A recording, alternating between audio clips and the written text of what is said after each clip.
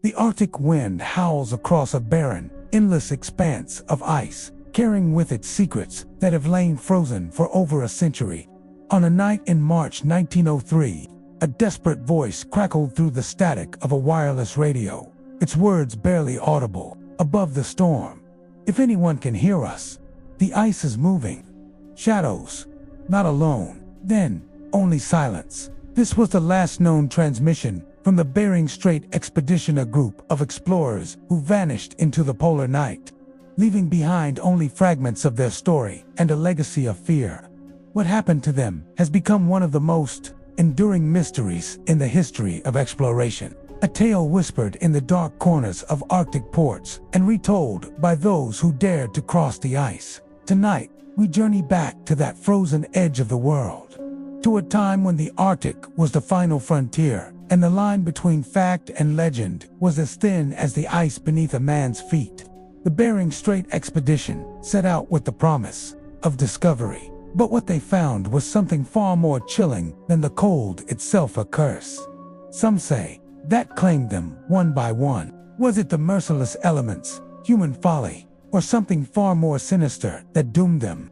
The truth, as you'll soon discover, is more disturbing than any myth.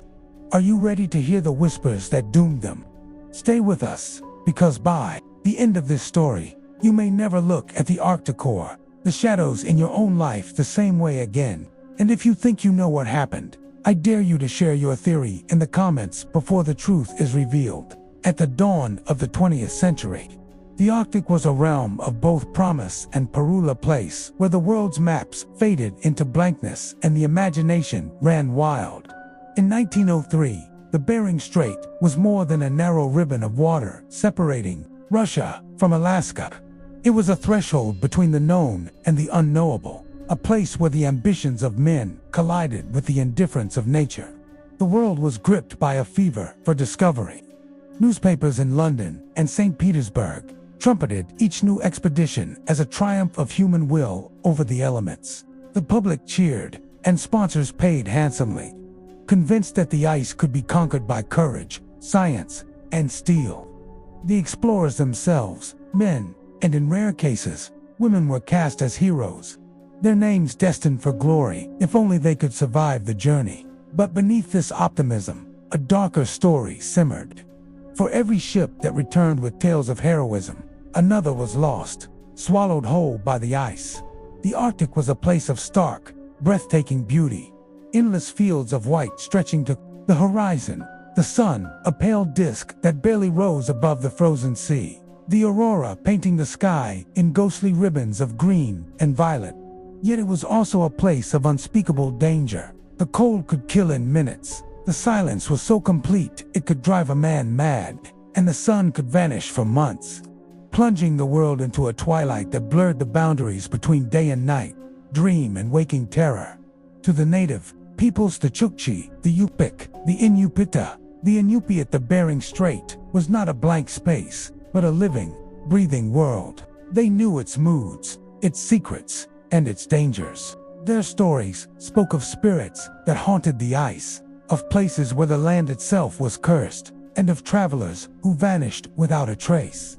They watched the foreign ships with a mixture of curiosity and dread, knowing that the Arctic did not forgive arrogance. Their warnings, often dismissed as superstition by outsiders, were born of generations of hard-won wisdom. Into this world sailed the Bering Strait expedition. Their ship, the Aurora, was a marvel of modern engineering, her hull, reinforced for the ice-hard decks fitted with electric lights and a wireless telegraph. The crew was hand-picked, scientists, sailors, and adventurers, each with their own reasons for braving the unknown. They carried with them the latest instruments, crates of supplies, and a confidence that bordered on hubris. The mission was ambitious: to chart new passages, collect scientific data, and prove that the Arctic could be tamed. The world watched, hungry for news of triumph. Yet the Bering Strait itself was a paradoxa, narrow passage, just 50 miles wide, that had served as a bridge for ancient peoples and a gateway to new worlds. For the explorers of 1903, it was also a graveyard. The currents were treacherous, the weather unpredictable, and the ice could shift without warning, trapping ships for months or crushing them in an instant. The sun circled the horizon in a perpetual dance, never fully rising, casting long blue shadows over the ice and filling the air with a sense of unreality. Imagine the silence, the cold so deep it burns, the endless twilight where the mind begins to play tricks. This was the world the expedition entered, a world of stark beauty and lurking dread, where every step forward was a step into the unknown. Would you have dared to cross the edge of the world, knowing what waited beyond the ice? Or would you have listened to the warnings and turned back? Let us know in the comments, because as you'll soon see, the line between bravery and madness is thinner than you think. As the Aurora slipped from the dock and disappeared into the mist, the journey began not just into the heart of the Arctic, but into the heart of darkness itself. Every great tragedy begins with hope, and the Bering Strait expedition was no exception. In the spring of 1903, as the Aurora prepared to depart, a disparate group of souls gathered at the edge of the world, each carrying their own dreams, secrets, and fears. At the helm stood Captain Elias Voss, a man whose reputation was forged in the crucible of polar exploration. Voss was a legend among his peers, disciplined, unyielding, and haunted by the ghosts of past failures. This expedition was his chance at redemption, a final bid to etch his name into the annals of history. He believed in order, in discipline, and in the power of human will to bend nature to its purpose. Yet beneath his iron exterior flickered a shadow of doubt, a memory of men lost to the ice, of decisions that could never be undone. Beside Voss stood Dr. Arthur Bellamy, the expedition's chief scientist. Bellamy was a man of reason, a skeptic in an age still haunted by superstition. He saw the Arctic not as a place of spirits and curses, but as a vast, untapped laboratorian opportunity to unlock the secrets of climate, magnetism, and life itself. Bellamy's journals, later recovered from the ice, reveal a mind both brilliant and brittle. He clashed often with Voss, questioning every decision, every risk, and every deviation from protocol. To Bellamy, the greatest danger was not the unknown, but the ignorance that so often accompanied it. His faith in science was unshakable, but even he could not have foreseen the forces that would soon test the limits of his rational mind. The crew itself was a tapestry of backgrounds and beliefs. Some were seasoned whalers from Norway and Russia, their faces weathered by years at sea. Others were young men chasing adventure or escape, drawn by the promise of glory or the need to outrun their pasts. Among them, superstition ran deep. They carried charms against evil, whispered prayers into the wind, and eyed the northern lights with suspicion. One man, Petya Ivanov, became the voice of their fears. A former fisherman, Petya claimed to have seen things in the ice shapes that moved against the wind, voices that called in the night. His stories, dismissed at first as the ramblings of a frightened man, would soon take on a terrible weight as the expedition pressed deeper into the unknown. And then there was Anna Lindholm, the expedition's photographer and chronicler. In an era when women were rarely seen on such journeys, Anna's presence was both a scandal and a secret weapon. She was fiercely intelligent, unafraid to challenge authority, and driven by a need to capture the truth, no matter how dark it became. Anna's photographs, many of which survive to this day, offer a window into the soul of the expedition. Through her lens, we see not just the ice, but the faces of those who would soon be lost to it. Her journals, too, are filled with observations, both scientific and deeply personal, hinting at the emotional undercurrents that would soon threaten to pull the crew apart. Their mission was ambitious: to chart new passages, collect scientific data, and prove that the Arctic could be tamed. Sponsors in London and St. Petersburg promised fame and fortune. The world watched, hungry for news of triumph. The Aurora was a marvel of modern engineering, her hull reinforced for the ice, her decks fitted with electric lights and a wireless telegraph. The crew was handpicked, their skills and strengths carefully balanced against the challenges ahead. Yet, beneath the surface, tensions simmered. Voss's iron will clashed with Bellamy's skepticism. The crew's superstitions grew louder as the ice closed in.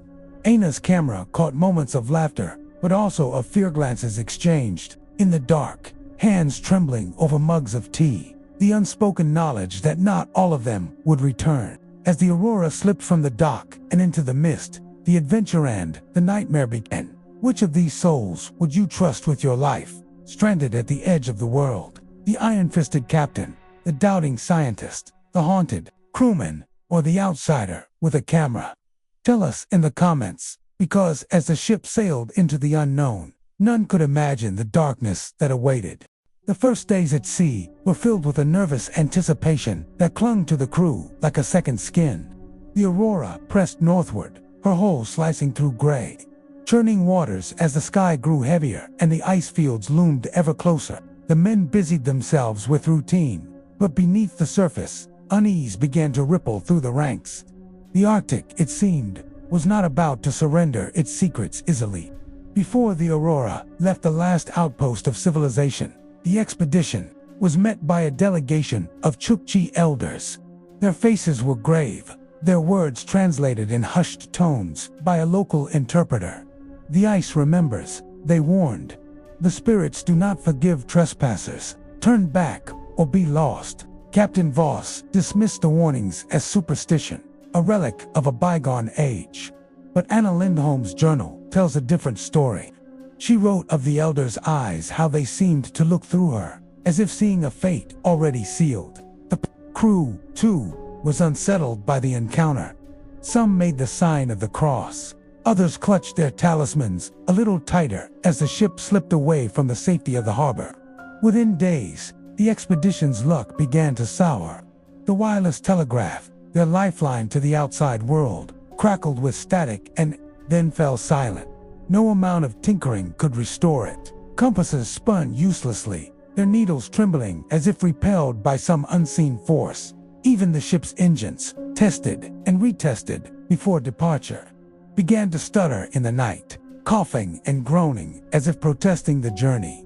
Dr. Bellamy blamed the magnetic anomalies of the polar region, but the crew whispered of sabotage or worse, of the curse taking hold. Each new malfunction was met with a growing sense of dread, as if the ship itself was being watched by something ancient and unseen.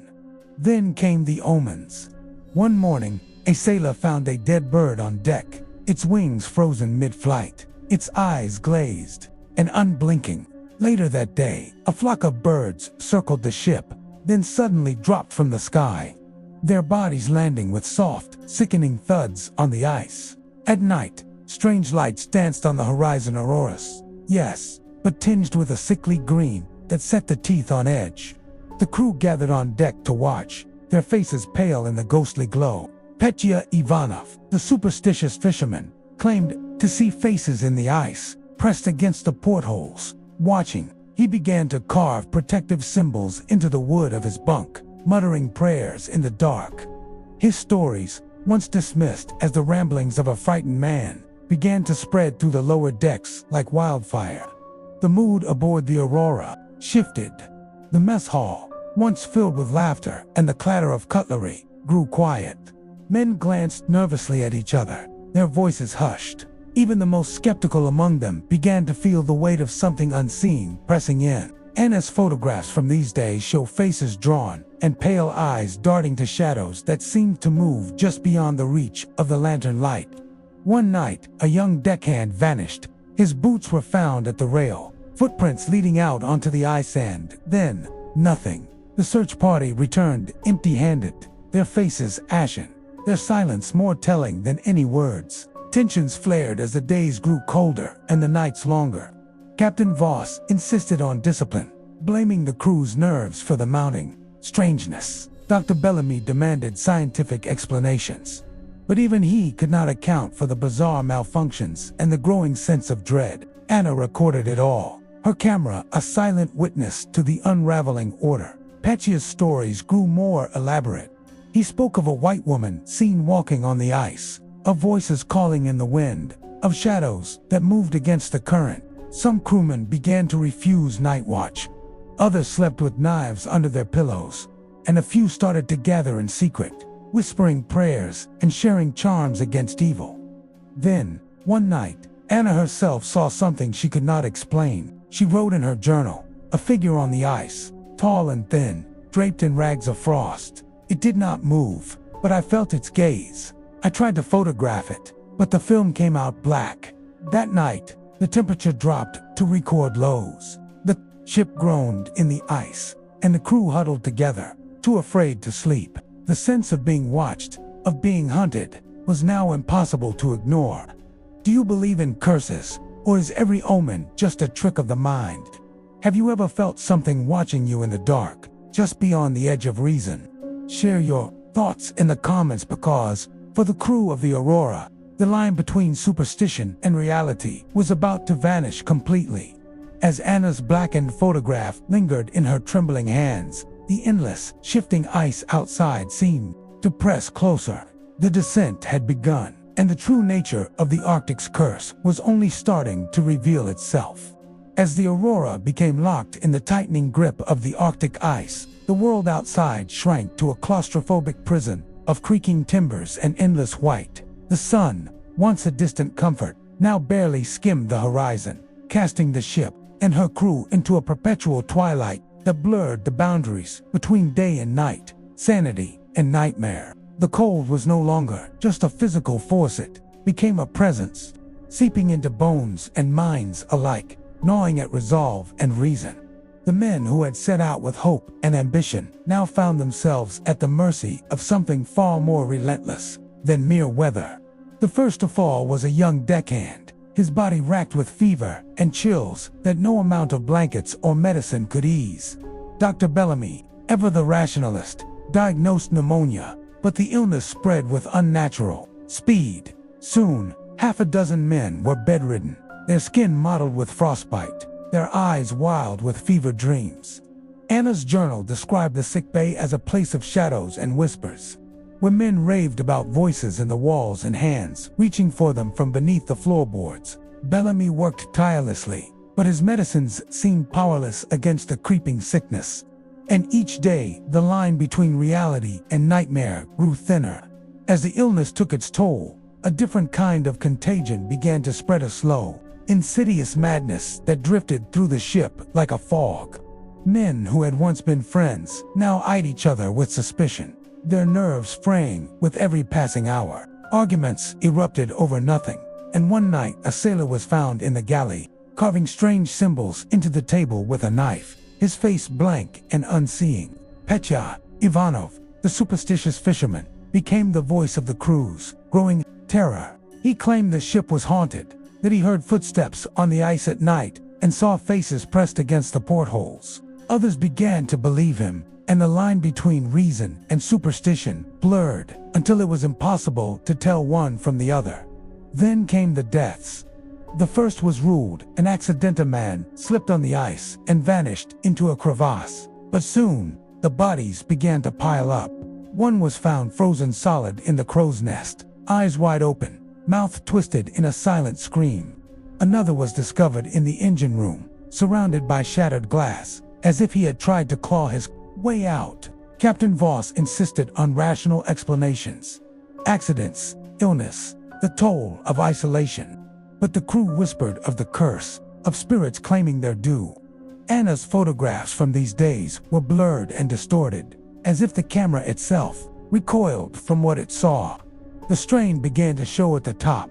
Voss grew harsher, enforcing discipline with an iron fist, while Bellamy, exhausted and desperate, accused him of ignoring the signs.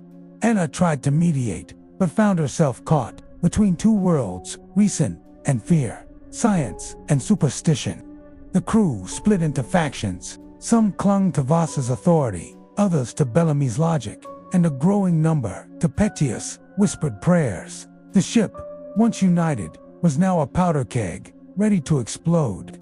Then, on the coldest night of the expedition, the legend came to life. Anna wrote in her journal, "I saw Hertel, draped in white, gliding across the ice. The wind howled, but she made no sound. The men who saw her fell to their knees, weeping or screaming. Some ran onto the ice, never to return." The next morning, 3 men were missing. Their tracks led out into the blizzard, then vanished. The survivors huddled together, terrified to sleep, terrified to wake, as the Arctic darkness pressed in on all sides. From that night on, the expedition was lost. Supplies dwindled, the cold grew sharper, and the darkness deepened. Men spoke only in whispers, afraid to draw the attention of whatever haunted the ice.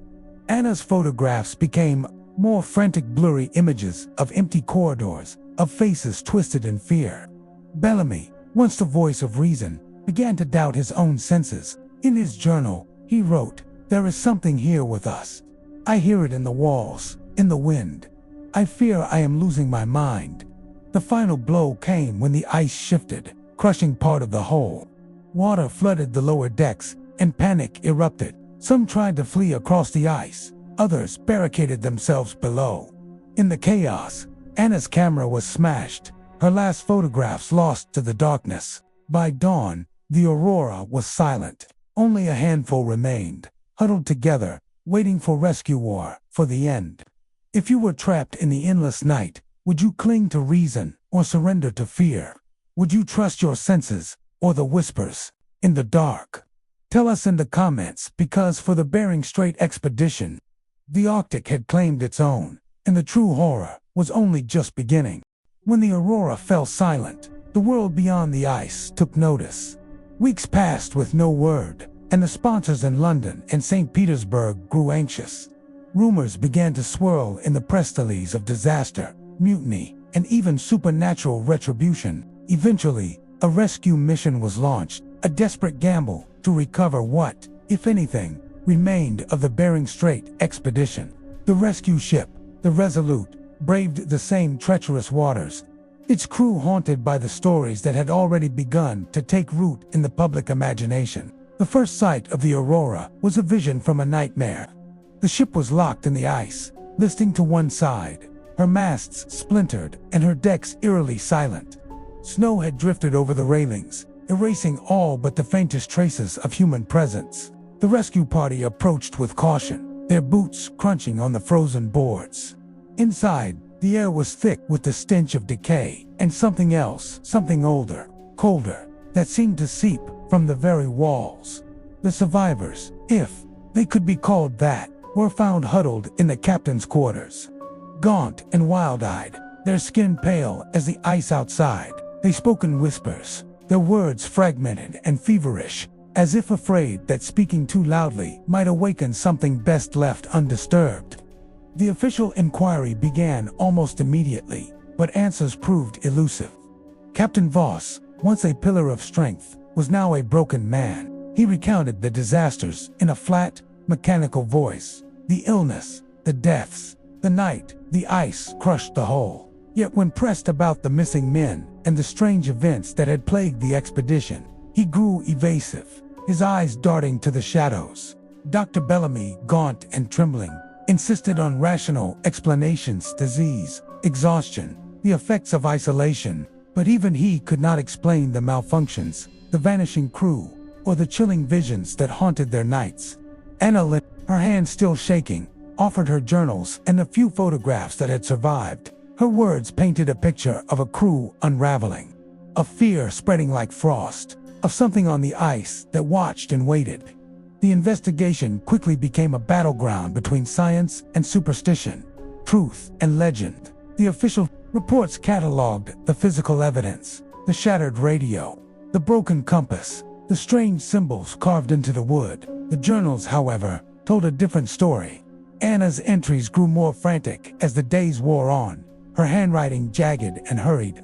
She described the white woman on the ice, the voices in the wind, the sense of being hunted. Petya, Ivanov's diary, found tucked beneath his mattress, was filled with drawings, twisted faces, clawed hands, and a map of the ship marked with X's where the dead had fallen. Bellamy's scientific notes, once meticulous, devolved into desperate scrawls. Magnetic interference, hallucination, or something else. Artifacts recovered from the aurora only deepened the mystery. A locket filled with hair, worn smooth by anxious fingers. A knife, its blade blackened and pitted, found beside a bunk carved with protective runes. A photograph, Anna's last, showing a blurred figure on the ice, impossible to identify, yet unmistakably human. The rescue team, hardened men who had seen their share of death, found themselves unnerved by the atmosphere aboard the ship. Some refused to spend the night, claiming they heard footsteps in the corridors and felt eyes watching from the darkness. As news of the expedition's fate spread, the world was quick to draw its own conclusions. Newspapers seized on the most sensational details, spinning tales of curses and vengeful spirits. The scientific community, eager to preserve its reputation, dismissed such stories as hysteria, the product of stress and isolation. Yet the evidence refused to fit neatly into either narrative. The survivors' accounts conflicted on key details. Some insisted the white woman was real, others swore it was a fever dream. The missing men were never found, their tracks vanishing into the endless snow. The inquiry dragged on for months, each new revelation only deepening the sense of unease.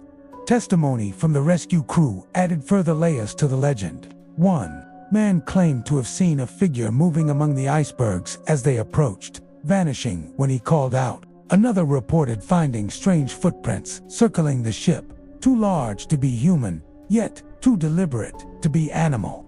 The official verdict, when it finally came, was unsatisfying: death by misadventure, compounded by environmental factors and psychological stress. But the whispers persisted, growing louder with each retelling. In the years that followed, the artifacts from the Aurora became objects of fascination and fear.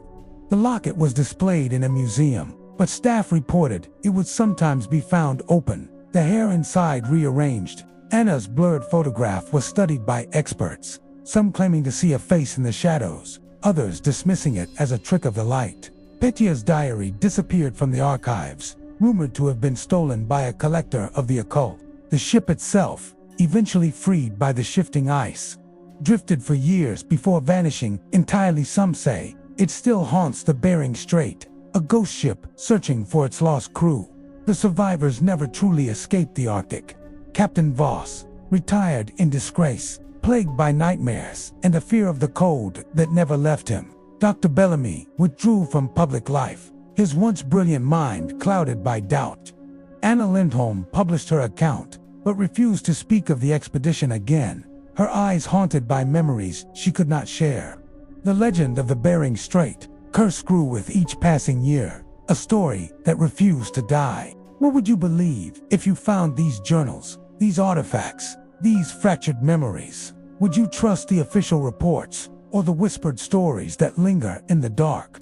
Let us know your theory in the comments, because the truth of what happened to the Bering Strait expedition may never be fully known. The line between science and superstition, between truth and legend, is as thin and treacherous as the ice itself.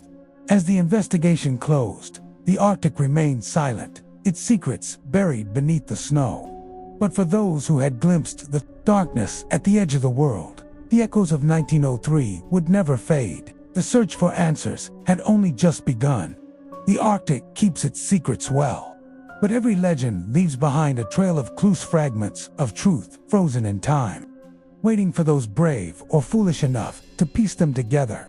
As the years passed and the story of the Bering Strait expedition faded into myth, a handful of researchers, folklorists, and descendants of the lost crew refused to let the mystery rest. They pored over Anna Lindholm's journals, Bellamy's scientific notes, and the scattered testimonies of the survivors, searching for a pattern in the chaos.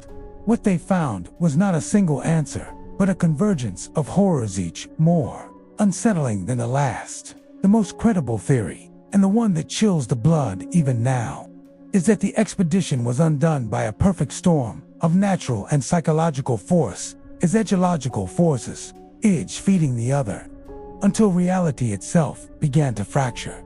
The Arctic, with its shifting magnetic fields and endless night, is a place where the mind can easily lose its grip.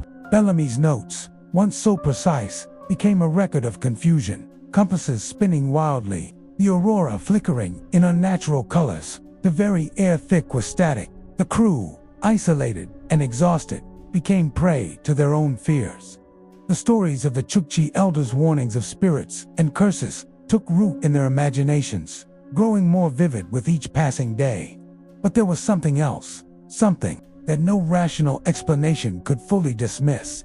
Anna's final journal entries describe a presence on the ice, a figure glimpsed in a storm, always just out of reach. Survivors spoke of dreams that bled into waking life, of voices calling from the darkness, of a cold that seemed to seep into their very souls. The white woman became the focus of their terror, a symbol of everything they could not understand or control. Some believed she was a spirit, the embodiment of the Arctic's wrath. Others whispered that she was the ghost of a lost explorer, doomed to wander the ice forever, luring the living to their doom. The twist, the revelation that blurs the line between reality and myth, lies in the intersection of these fears and the physical world. Recent studies of the region have revealed pockets of naturally occurring gases, methane and carbon monoxide trapped beneath the ice. When the pressure shifts, these gases can seep into the air, causing hallucinations, confusion, and even death. It is possible, some argue, that the Aurora's crew was slowly poisoned, their minds unraveling as the invisible toxins filled the ship. The visions, the madness, the inexplicable death all could be explained by science. And yet, the timing of the gas releases, the way the crew's fears seemed to anticipate the worst, suggests something more, a feedback loop between belief and reality, where the curse became real because they believed it was. Anna's last surviving photograph, long dismissed as a trick of the light, was recently re-examined using modern technology. In the blurred shadows, a shape emerges, tall, indistinct, draped in what could be rags of frost or the folds of a tattered dress. The face is lost to the blur, but the posture is unmistakably human. Was it a member of the crew, lost in the storm? Or something else, something that watched and waited as the expedition unraveled? The most terrifying possibility is that the curse was not a single event, but a contagion, a story that infected the mind, spreading from one person to the next until it became inescapable. The Chukchi legends, the omens, the whispered prayers became part of a collective hallucination, a shared nightmare that no one could wake from. The Arctic, indifferent and immense, provided the perfect stage for this drama, place where the boundaries between the living and the dead, the real and the imagined, are as thin as the ice itself. And yet, for all the rational explanations, there remain details that defy understanding. The missing men, whose tracks vanished into the snow. The symbols carved into the wood, matching ancient protective runes found in Chukchi burial sites. The locket, found open beside a frozen body, its contents rearranged as if by unseen hands. The rescue crew's own accounts of footsteps in empty corridors, of a cold that seemed to follow them home, suggests that the curse, whatever its nature, did not die with the Aurora. In the end, the truth of what happened to the Bering Strait expedition may be more disturbing than any single theory. It is a story of human frailty, of the power of belief, and of a landscape that punishes arrogance with merciless precision. The curse, if it exists, is not just a supernatural force, but a reflection of our deepest fears. The knowledge that in the face of the unknown, we are all vulnerable, all haunted by shadows we cannot name. Did the curse claim them, or was it something even darker, a flaw in the human mind, a crack that widens in the cold and the dark? Or was it both, intertwined and inseparable, a dance of science and superstition that doomed the expedition from the start? The Arctic keeps its secrets, but the echoes of 1903 still haunt the ice, a warning to those who would follow. As you consider the evidence, the testimonies, and the chilling artifacts left behind, ask yourself, what do you believe? Was the Bering Strait expedition destroyed by the elements, by madness, or by something that waits in the endless night? The answer, perhaps, is all of these and none. The line between reality and myth is never as clear as we wish it to be, especially at the edge of the world. The Arctic keeps its secrets well, but every legend leaves behind a trail of loose fragments of truth frozen in time, waiting for those brave or foolish enough to piece them together.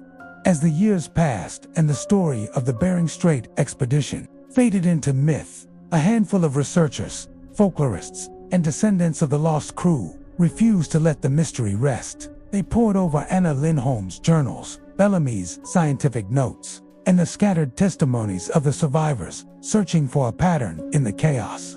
What they found was not a single answer, but a convergence of horrors, each more unsettling than the last. The most credible theory, and the one that chills the blood even now, is that the expedition was undone by a perfect storm of natural and psychological force, as ecological forces, each feeding the other, until reality itself began to fracture. The Arctic, with its shifting magnetic fields and endless night, is a place where the mind can easily lose its grip. Bellamy's notes, once so precise, became a record of confusion, compasses spinning wildly, the aurora flickering in unnatural colors, the very air thick with static. The crew, isolated and exhausted, became prey to their own fears. The stories of the Chukchi elders' warnings of spirits and curses took root in their imaginations, growing more vivid with each passing day. But there was something else, something that no rational explanation could fully dismiss. Anna's final journal entries describe a presence on the ice, a figure glimpsed in the storm, always just out of reach. Survivors spoke of dreams that bled into waking life, of voices calling from the darkness, of a cold that seemed to seep into their very souls. The white woman became the focus of their terror, a symbol of everything they could not understand or control. Some believed she was a spirit, the embodiment of the Arctic's wrath. Others whispered that she was the ghost of a lost explorer, doomed to wander the ice forever, luring the living to their doom. The twist, the revelation that blurs the line between reality and myth, lies in the intersection of these fears and the physical world. Recent studies of the region have revealed pockets of naturally occurring gases, methane and carbon monoxide trapped beneath the ice. When the pressure shifts, these gases can seep into the air, causing hallucinations, confusion, and even death. It is possible, some argue, that the Aurora's crew was slowly poisoned, their minds unraveling as the invisible toxins filled the ship. The visions, the madness, the inexplicable death all could be explained by science. And yet, the timing of the gas releases, the way the crew's fears seemed to anticipate the worst, suggests something more, a feedback loop between belief and reality, where the curse became real because they believed it was. Anna's last surviving photograph, long dismissed as a trick of the light, was recently re-examined using modern technology. In the blurred shadows, a shape emerges, tall, indistinct, draped in what could be rags of frost or the folds of a tattered dress. The face is lost to the blur, but the posture is unmistakably human. Was it a member of the crew, lost in the storm? Or something else, something that watched and waited as the expedition unraveled? The most terrifying possibility is that the curse was not a single event, but a contagion, a story that infected the mind, spreading from one person to the next until it became inescapable. The Chukchi legends, the omens, the whispered prayers became part of a collective hallucination, a shared nightmare that no one could wake from. The Arctic, indifferent and immense, provided the perfect stage for this drama, place where the boundaries between the living and the dead, the real and the imagined, are as thin as the ice itself. And yet, for all the rational explanations, there remain details that defy understanding. The missing men, whose tracks vanished into the snow. The symbols carved into the wood, matching ancient protective runes found in Chukchi burial sites. The locket, found open beside a frozen body, its contents rearranged as if by unseen hands. The rescue crew's own accounts of footsteps in empty corridors, of a cold that seemed to follow them home, suggests that the curse, whatever its nature, did not die with the Aurora. In the end, the truth of what happened to the Bering Strait expedition may be more disturbing than any single theory. It is a story of human frailty, of the power of belief, and of a landscape that punishes arrogance with merciless precision. The curse, if it exists, is not just a supernatural force, but a reflection of our deepest fears. The knowledge that in the face of the unknown, we are all vulnerable, all haunted by shadows we cannot name. Did the curse claim them, or was it something even darker, a flaw in the human mind, A crack that widens in the cold and the dark? Or was it both, intertwined and inseparable? A dance of science and superstition that doomed the expedition from the start. The Arctic keeps its secrets, but the echoes of 1903 still haunt the ice. A warning to those who would follow. As you consider the evidence, the testimonies, and the chilling artifacts left behind, ask yourself, what do you believe? Was the Bering Strait expedition destroyed by the elements, by madness, or by something that waits in the endless night? The answer, perhaps, is all of these and none. The line between reality and myth is never as clear as we wish it to be, especially at the edge of the world. The Arctic does not easily release those who trespass upon its frozen heart. For the survivors of the Bering Strait expedition, rescue was not a return to safety, but the beginning of a different kind of ordeal. They emerged from the ice gaunt and hollow-eyed, their bodies ravaged by cold and hunger, their minds haunted by memories that refused to thaw. Captain Voss, once a figure of iron resolve, was a shadow of his former self. He retired in disgrace, plagued by nightmares, and a terror of the cold that lingered even in the warmth of his own home. Dr. Bellamy, whose faith in science had once seemed unshakable, withdrew from public life, his brilliant mind clouded by doubt and guilt. Anna Lindholm, the chronicler of their ordeal, published her account but refused to speak of the expedition again. Her eyes, once sharp and curious, now held a distant, haunted look, as if she still saw something moving in the shadows just beyond the edge of vision. For the families of the lost, there was no closure, only questions that gnawed at them in the quiet hours of the night. Letters went unanswered, and the official reports offered little comfort. The missing men were declared dead, their bodies never recovered, their fates left to speculation and rumor. Some families clung to hope, imagining their loved ones wandering the ice, waiting to be found. Others whispered of curses and restless spirits, their grief mingling with fear. The artifacts returned from the Aurora locket, a diary, a blurred photograph, became relics of sorrow, objects to be hidden away, or displayed as grim reminders of the price paid for curiosity and ambition. The world, too, was changed by the tragedy. The story of the Bering Strait expedition spread quickly, growing in the telling. Newspapers seized on the most sensational details, spinning tales of madness, mutiny, and supernatural vengeance. The legend of the Arctic curse took root in the public imagination, shaping the way future explorers approached the region. Some expeditions canceled their plans, unwilling to risk the same fate. Others pressed on, but with a new respect for the warnings of the indigenous peoples and the unpredictable power of the ice.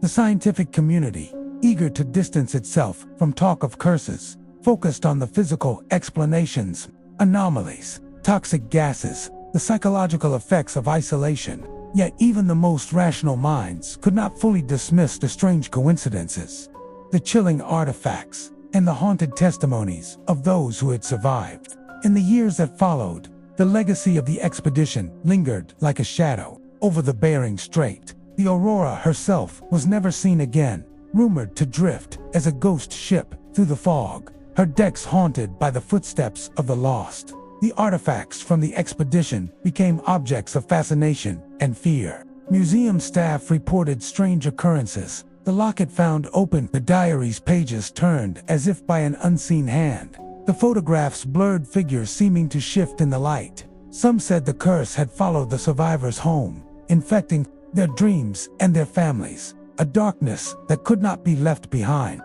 For those who study the Arctic, the story of 1903 remains a cautionary tale, a reminder that the line between bravery and hubris is perilously thin, and that some places are not meant to be conquered. The psychological scars left by the expedition ran deep, not just for the survivors, but for all who heard their story. The fear of the unknown, the power of belief, and the fragility of the human mind became subjects of fascination and dread. The legend of the Bering Strait curse endures, whispered in the dark by those who venture too close to the edge of the world.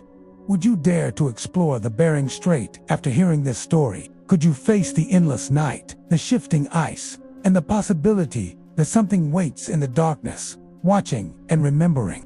The echoes of the expedition's fate still linger in the frozen silence, a warning to all who would follow. The Arctic keeps its secrets, but the legacy of the curse endures in the minds of the living, in the stories we tell, and in the ice that never forgets. In the end, the story of the Bering Strait expedition is not just a tale of ice and tragedy, but a mirror held up to our deepest fears and fascinations. What is it about the unknown that draws us in, even as it terrifies us?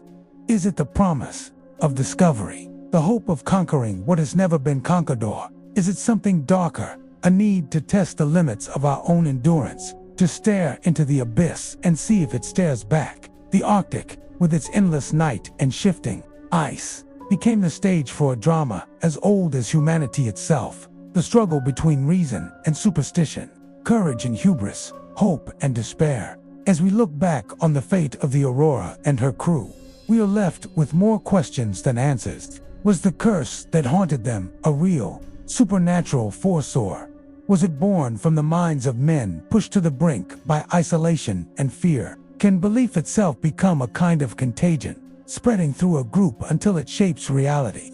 Or are there places in this world where the rules we trust simply do not apply? Where something ancient and indifferent waits for those who dare to trespass? The artifacts, the journals, the blurred photographs, each offers a piece of the puzzle.